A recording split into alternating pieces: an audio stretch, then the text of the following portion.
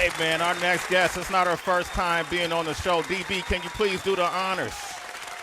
Of course, she is returning to the show again. Last time she came by, I believe it was to promote Harriet, and she is a Tony, Emmy, and Grammy Award winner. And I think it's only a matter of time before she is a coveted EGOT winner. And she's been in movies like Widows, Bad Times at the El Royale, and she was in a very dope series that premiered last year called The Outsider, based on the Stephen King novel. And now she's back playing another real-life icon, the Queen of Soul, Aretha Franklin, on Genius Aretha, premiering Sunday, March 21st on National Geographic. Please welcome her back to the show, Cynthia Erivo. Cynthia! Hello. Hey, Cynthia. Hey, What up? everyone. How you been, How Cynthia? are you all? Doing great. I've been good. I've been good. This has been a really amazing week.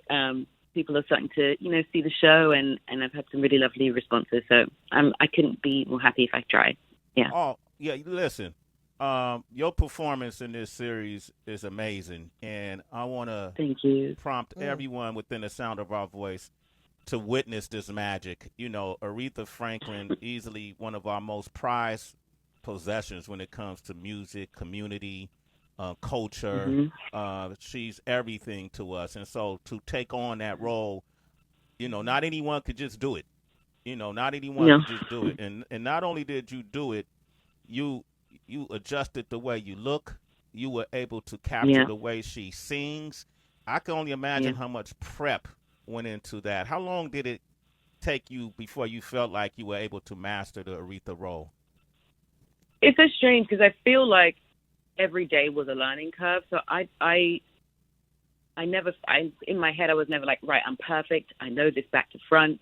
You get to a place where you're like, okay, I can dig in, and I can get this to a space, but it will take me being on set with everybody else, feeling what they feel, responding to what they give me in order to perform fully. And that's what it was. And, right until the very last episode, I was learning because she was shifting and changing so much all the time. The Aretha you meet in the 60s and the 50s is certainly not the Aretha you meet in the 80s and the 90s. And she has this growth that happened through her life that I was experiencing as we were shooting. So for me, I was ready to dig in. I was ready to do the work. I'd done all the research I needed to do. I'd looked at all the visuals that I could possibly find. I'd listened to all the music and still do. I had been listening since I was little. But it was really when I was on set and moving through the years that I was able to feel confident enough to speak the words and live the years that she was going through. Yeah, it's she kills it, by the way. If you haven't started watching it, go ahead and start watching it on National Geographic. I had a conversation with Susan Laurie Parks, yourself, Anthony Hemingway, Brian Grazer, Jennifer Bryan. We all had a panel. It was just a great conversation, and I remember when you guys were discussing, Anthony was talking about the first time you actually came in and they had to hear you. It was a scene when you went in the studio to work with the white musicians. Yeah.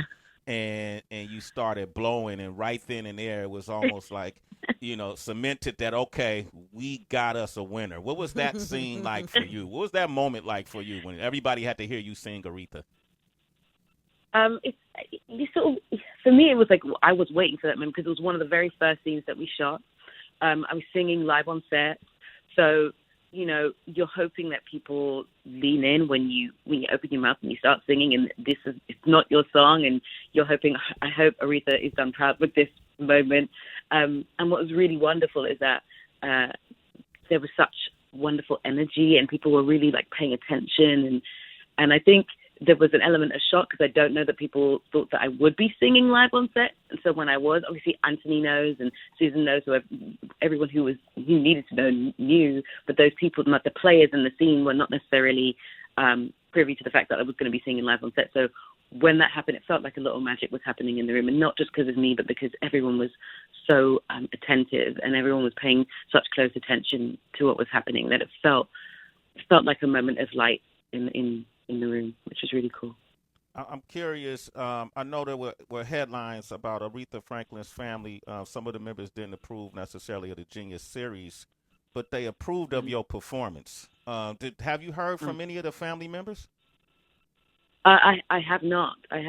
But like to hear that makes me very, very happy. I don't know what conversations went on with Disney or National Geographic, but I do know that I felt like my duty was to do her proud, and that was really my only intention, you know.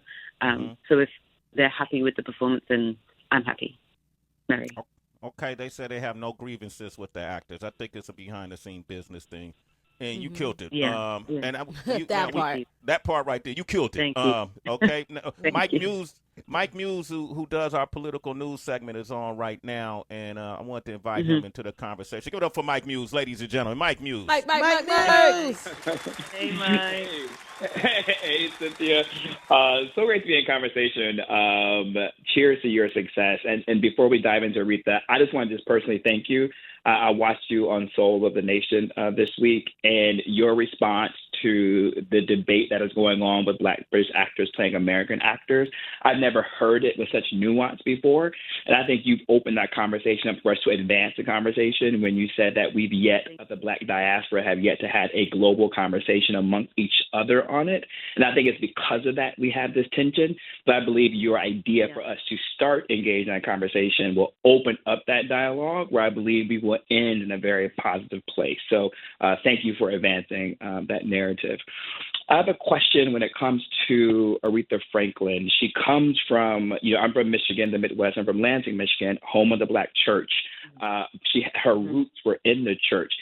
I'm just curious, growing up, were you part of the Church of England? And then how was that diving deep into the Black church that was rooted within Aretha? What type of studying did you do?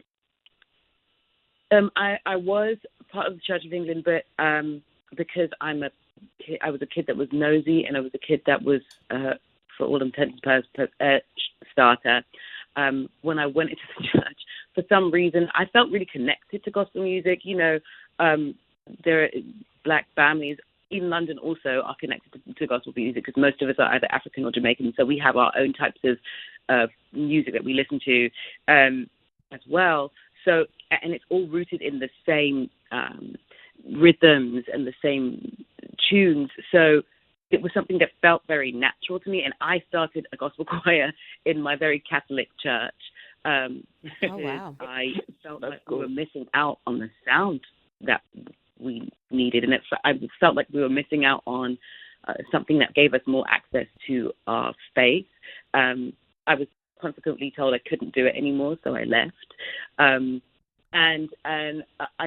when I went to secondary school, which is high school, my science teacher happened to also then start the gospel choir there. So I've been learning about gospel music for a long time, and it was never new to me. And for some reason, those songs feel really connected. I feel very connected to them because when I sing them, I feel like there's a different space that I can access in my voice, in my body, in my mind, more than I can for any like Anglican or Catholic song or hymn that I sing.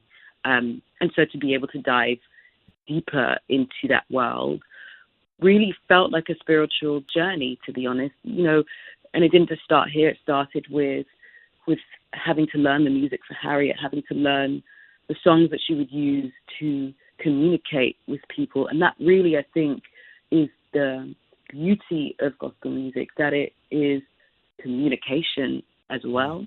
It is finding the words to say when you can't say them. Melody and lyrics sometimes helps you access the wants and needs and desires that you can't access when you speak it. And so when having the opportunity to learn it through spiritual in Harriet, and then moving towards the more recent gospel with Aretha, just felt natural, felt right. We did an episode on Amazing Grace, and that, when I watched her, it felt like she was about to take off. It felt like she was about to fly. And honestly, there were moments where it felt like that for me. You hear all those voices, and it feels like community. It feels like a communal offering when you sing together, and then to be able to do that too, to access it because it's the only way you can, to mean it, just is one of the wonderful moments to have experienced. Yeah. Loving it, Dope. man. This is dope, Yeah. man. We're talking about Genius Aretha on the National Geographic Channel. Cynthia Erivo is with us right now. Man, Wow. you've been hitting them out the park. You say, wow, HB? I do say, wow, Cynthia, what's up? It's Heather. How you doing, sis? I'm so glad that you I'm came good, back Heather. on the show. Hey, listen, you. Sway citizens. So I follow Cynthia on social media on Instagram. Like she straight up kills the fashion game. Like it's on 1,000 every single time. Her fits be absolutely ridiculous. Facts. And I'm looking at it, right, y'all, and I'm just like, yo, it's nothing that you can't do. And I'm thinking after Harriet and all the success and everything that you shared with us the last time you was at the show, what you went through, and then you jump on. It's like she didn't slack. I'm going to do Aretha. And with your fashion game, you not scared. What's next for you? Are you trying to play Anna Wintour? I'm like, what you doing next with this fashion game, Cynthia? Because the shit is crazy, bro. Like you're killing it in the fashion game too. Killing it. Thank you. Thank you. You know, it really is about just letting loose. I don't have any fear. I'm not afraid of things not being specifically fashionable. I dress to express myself, and I put things together, and whether or not they would be the ordinary, like you would ordinarily put things together, I don't know. I just sort of put it together because it feels good. I wear everything from classic colors to, you know, different shapes and sizes, and I just have fun. It really is about that. And often, you know, when it comes to the red carpet, it's about what's going to start the conversation. What happens if, you know, when I get out the car, is someone going to smile because they see their outfit? Then if the answer is yes, then I'm probably going to veer towards it, because I think that fashion is more than just the clothes you put on. It's the feeling you get as well. It's how you make people feel when they see you. Like, do they feel good? Do they want to talk to you? Are they repulsed almost as well? Like, does it feel bad to them? Whatever, as long as it's something that starts the conversation, because conversation is always what pulls us together, I think. Yeah. Beautiful. You killing it, sis. Killing Thank you.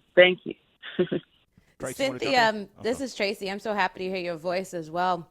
I'm thinking about HB hit it on the nail, and she just touched on your meteoric rise. And obviously, there's been so much training, so much studying, so much work behind the scenes. But in the case of fame, something that probably was not on your vision board, because I see how much integrity, how much you're about the arts, you know what I mean, versus the entertainment.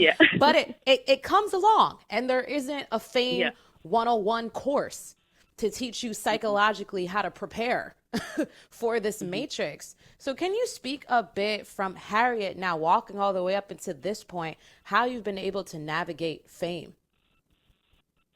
A good therapist, a really good therapist, really beautiful, wonderful friends who have been there for me when I've been at my worst, and trying, not always succeeding, trying to carve out time that is just for me, for nothing else other than like to sit and watch something terrible, to sit and read a book, to sit and write some poems. Writing songs in this last few years has really, really helped me.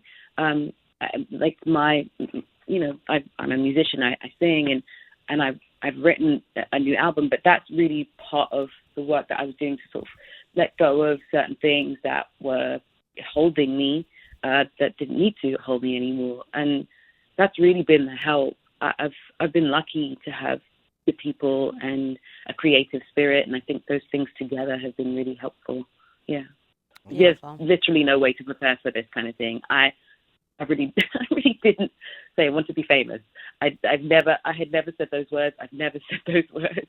So, you know, and when because for me, I really was a theatre kid. I was doing pretty much only theatre in the UK. I came here to do a show on Broadway, so it was theatre again, and that sort of opened the doors. I live in a state of yes, a state of like, I'm open to what the world and the universe and God has to give me, but I didn't know what that would entail completely. And so now I'm working through it, and new things are being learned every single day.